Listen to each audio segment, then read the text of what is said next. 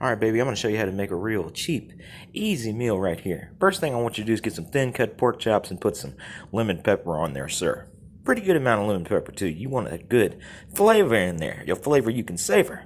And yes, and now get you some salt and put a little sprinkle of that shit on there, too. Or maybe a waterfall or whatever you want to do. It tastes good.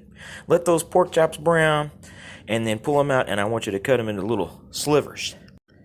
Now, the next thing we're going to do is get some frozen broccoli bits. Put them in that pan, baby. Turn the heat down to low, and we're going to put a lid on there and let them simmer. Then we're going to add our pork to the mix. Once things are soft and tender, we're going to stir it all around.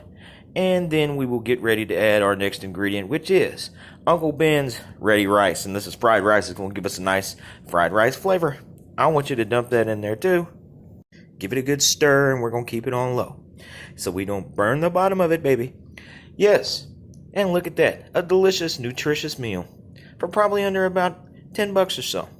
And then you can sit back, enjoy, and have a beer.